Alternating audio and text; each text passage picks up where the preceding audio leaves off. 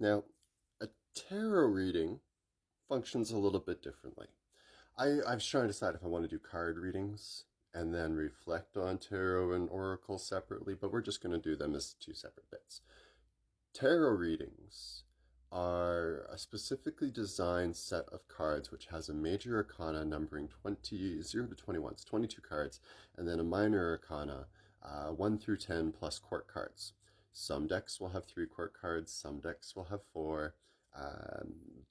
How they interpret them sometimes changes as well too, but for the most part there is at least uh, page, queen, king.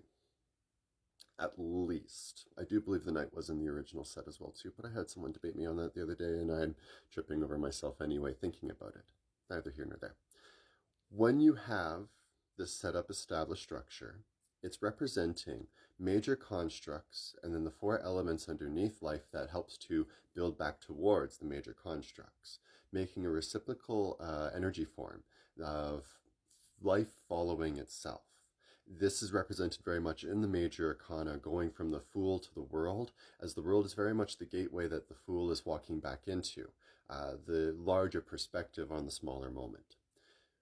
Readers will typically use this system in one of 2 ways, either reading intuitively or symbolically. Symbolic interpretation is better with the Rider-Waite because all Rider-Waite decks have the same imagery, construct, structure, and if the tarot deck that you're working with follows appropriately, it too will have the same interpretations going along with it.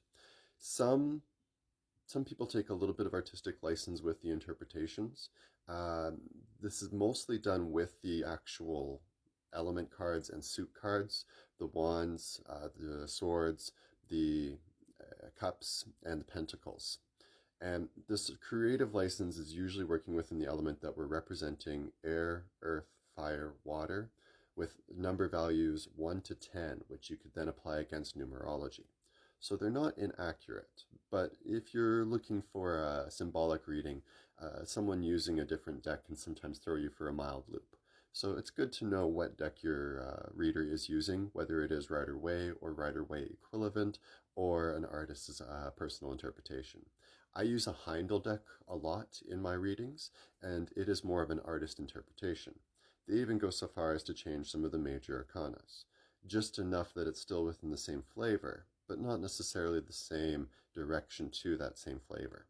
Much like my previous reading, my previous video talking about palm readings.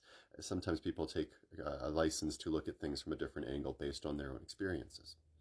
So when you're getting a tarot reading, know what the deck is, and then let the reader tell the story. It's good to go in with questions and it's good to go in with queries, but sometimes when you feed the reader a lot of information, they'll focus just in on what you're looking for. And this is a risky behavior because then it's feeding you the ice cream that you're specifically wanting. Some people can do this and not fall into the trap of needing it again. Others can fall into it in the nature of almost an addictive personality. And it's that addictive personality complex that unfortunately fuels a lot of the readers in the world. The need for reassurance and the need for community. Readers have to remember that what we're doing is imparting wisdom and insight. If we start to live a person's life, then we're going to be in violation of free will. We start to become that person rather than just being with that person, and it becomes a little bit of a sticky situation from a lot of perspectives. So as you're reading, make sure that you're listening to the story. If what you're hearing doesn't apply to you, mention that to the reader. If the reader is not aware that they're not connecting, they can't help you. But if you make them aware, then they can at least readdress it. No, not every reader will be able to read every person. And if you're not connecting, you're not connecting. It is what it is. No coin for no trade, ultimately is what it comes down to. And that's my last sticky thought on this one. Coin for trade makes fair sense in a capitalistic world. But intuitive gift done symbolically, usually requires a certain amount of education. And in our modern world, our capitalist world, education gets paid for. That is what it is. In a free world, in a spiritual world, in a motion of emotion and feeling, you're going to be reading intuitively. And the thing about intuitively is you're just the conduit. This is just who you are. When you're being paid for who you are, that can be appropriate. When you're being paid exorbitantly, that can be a little bit dangerous. So make sure what you're doing is fair.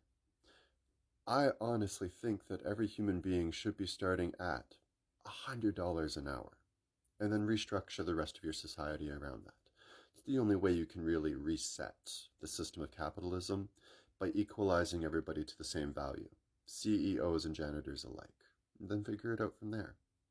I'll settle for $50 though. And you too, value your time, both as readers and as clients of the reader. Don't let your time be wasted.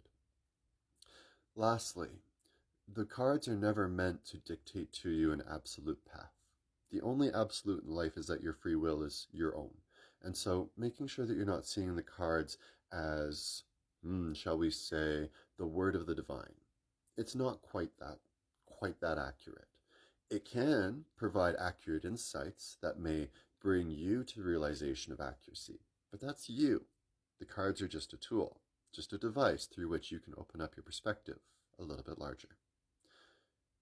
Yes, I do tarot readings. Absolutely, I book tarot readings. Hit me up anytime.